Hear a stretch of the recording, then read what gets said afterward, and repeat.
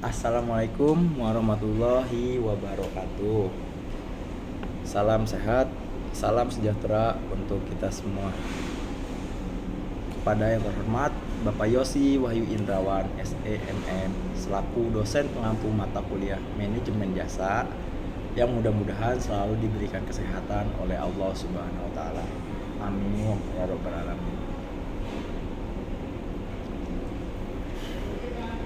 Perkenalkan, saya Nova Nurdiansyah, mahasiswa semester 6 dari program studi manajemen S1 reguler Kamis Universitas Pamulang.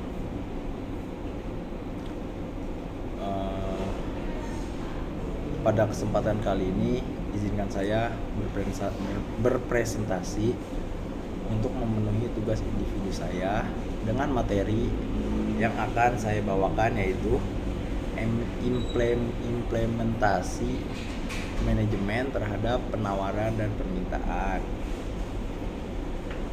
Materi ini saya ambil dari pertemuan ketiga e-learning Mentari Unpam sesuai dengan nomor absen saya, yaitu nomor absen ke-17. Baiklah, dengan mengucapkan bismillahirrahmanirrahim, saya mulai presentasi saya. Bismillahirrahmanirrahim. Implikasi manajemen terhadap penawaran dan permintaan. Pendahuluannya, penawaran dan permintaan adalah dua pilar utama pasar. Yang pertama itu ada permintaan. Permintaan adalah jumlah barang atau jasa yang diinginkan pembeli pada berbagai tingkat harga. Yang kedua, penawaran, yaitu penawaran adalah jumlah barang atau jasa yang mampu dan mau dijual si penjual pada berbagai tingkat harga yang sudah ditentukan oleh si penjual. Nah, tugasnya manajemen sini yaitu memainkan peran penting dalam mempengaruhi kedua hal tersebut. Kemudian implikasi manajemen terhadap permintaan manajemen secara aktif menciptakan, mendorong, dan mempertahankan permintaannya. Caranya itu meliputi beberapa hal. Yang pertama adalah strategi pemasaran dan promosi. Tujuannya itu meningkatkan awareness dan minat pembeli baru. Kayak contoh kayak iklan TV, media sosial, atau influencer yang mengiklankan produknya. Dampaknya itu kurva permintaan bergeser dari kanan ke kiri, atau disebut permintaan itu akan naik. Kemudian penetapan harga atau disebut pricing. Strategi diskon harga kayak psychological pricing. Contohnya itu kita banyak di mana-mana ngelihat promo harga 99.000, bukan 100.000, paling hanya beda 1.000. Tapi dampaknya itu permintaan naik karena harga lebih menarik dilihatnya 99 bukan 100. Kemudian adanya inovasi produk baru, tujuannya untuk memenuhi kebutuhan baru konsumen. Contohnya kayak peluncuran rasa minum, tren anak zaman sekarang kayak manis-manis dan segala macam. Dampaknya itu menciptakan permintaan baru yang sebelumnya belum ada rasa-rasa tersebut. Dan yang poin terakhirnya itu manajemen berhubungan dengan pelanggan, antara si manajemen dan pelanggannya, yaitu kayak layanan purna jual atau program loyalitas yang disediakan oleh manajemen. Contohnya kayak mendapatkan poin reward dari setiap pembelian si pelanggan. Dampaknya kayak mempertahankan permintaan dari pelanggan lama, supaya kayak saya udah nabung poin di sini, jadi mungkin next saya bakal balik lagi untuk menukarkannya dan sedikit membeli. Implikasi manajemen terhadap penawarannya. Manajemen mengatur kemampuan perusahaan dalam menyediakan barang atau jasa. Ini ini meliputi beberapa poin. Yang pertama, pengelolaan produksi, efisiensi proses produksi agar pasokan selalu tersedia. Nah, contoh kayak investasi mesin otomatis untuk kapasitas produksi yang lebih besar, untuk mengurangi tenaga manusia di dalamnya dan lebih efektif. Yang kedua kayak pengendalian persediaan, mengatur stok barang supaya tidak kehabisan. Contohnya itu kayak mengadakan sistem manajemen gudang kayak terintegrasi atau warehouse management system disebutnya. Pengelolaan rantai pasok juga sangat penting, kayak memastikan bahan baku selalu tersedia nih supaya kita tidak kehabisan bahan baku. Kayak yang bisa kita terapkan itu kayak contohnya kerjasama atau kontrak jangka panjang dengan pemasok utama untuk untuk memastikan barang kita tidak akan habis stok barang awal. Terus menekankan biaya produksi agar harga jual bisa lebih kompetitif di pasar dengan kompetitor lain. Dengan ini kita bisa melakukan kayak negosiasi harga bahan baku oleh supplier agar kita dapat harga yang lebih murah dan kita bisa menjual lebih murah. Terus pengelolaan kapasitas produksi juga sangat penting. Penyesuaian kapasitas sesuai proyeksi permintaan. Contohnya menambah shift kerja, kayak pada musim permintaan lagi tinggi nih, kita lebih kayak ngadain lembur ke karyawan-karyawan. Terus yang keempat ada contoh kasus praktis. Kasusnya itu perusahaan minuman kemasan. Kayak pada bulan puasa itu kan orang-orang pada nyari minuman yang manis, yang kemasan yang simpel untuk dipakai untuk berbuka puasa. Kayak di dalam bulan puasa itu permintaan meningkat sebanyak 30%. Contohnya nih, tindakan apa yang harus dilakukan oleh manajemen?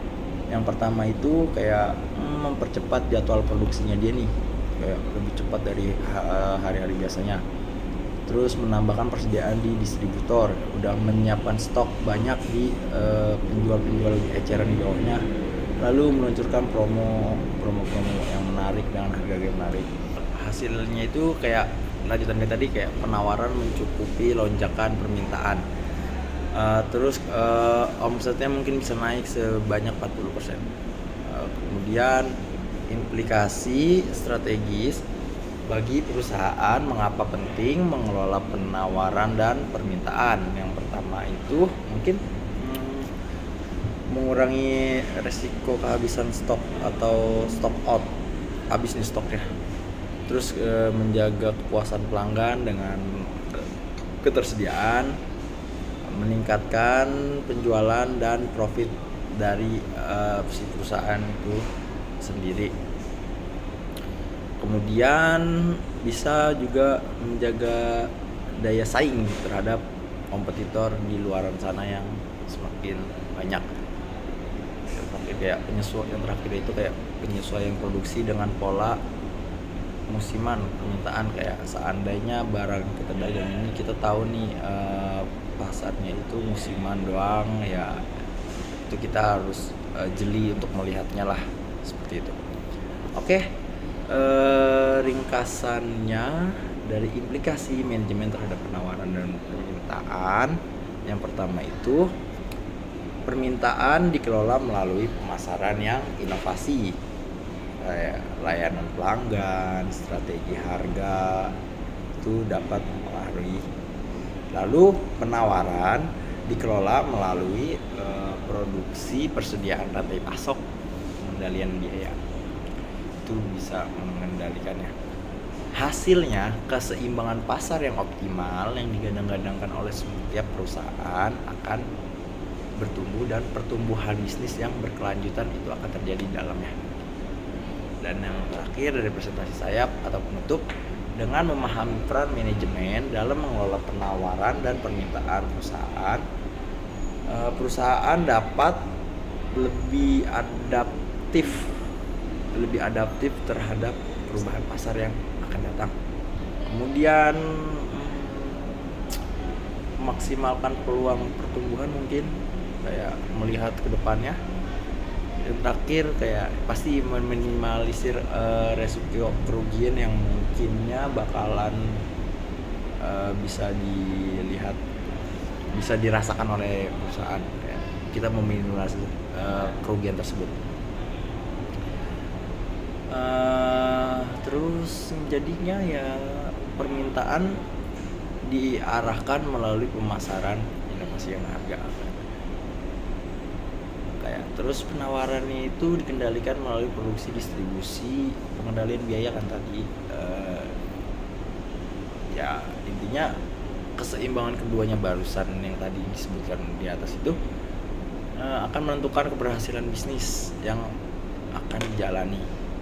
Oke, baik, segitu presentasinya. Ada sedikit contoh studi kasus yang saya ambil dari materi pembelajaran yang ada di Mentari.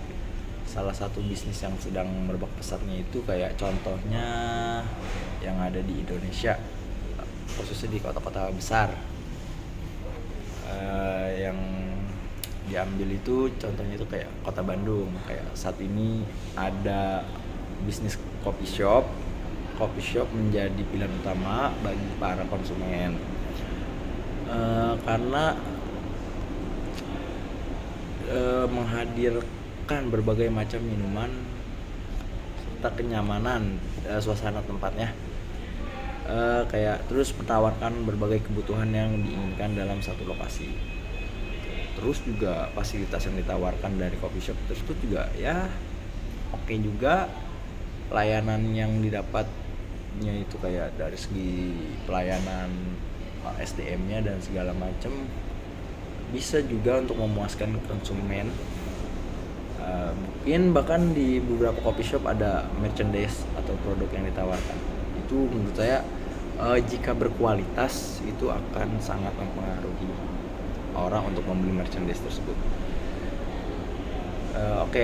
Penelitian ini ditunjukin untuk mengetahui pengaruh store atau atmosfer store dan kualitas pelayanannya terhadap kepuasan konsumen di namanya Slomo Coffee yang ada di Bandung tadi, baik secara parsial maupun simultan. Metode penelitian yang digunakan adalah metode deskriptif verifikatif dengan menggunakan pendekatan kuantitatif.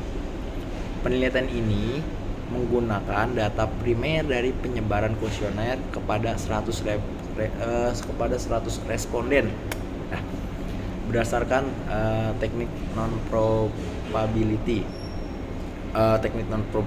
sampling dengan menggunakan purpose sampling. Hasil penelitian ini menunjukkan bahwa store atmosfer yang dilakukan berada dalam kategori baik. Begitu juga dengan kualitas pelayanan dan kepuasan konsumen berada dalam kategori yang baik.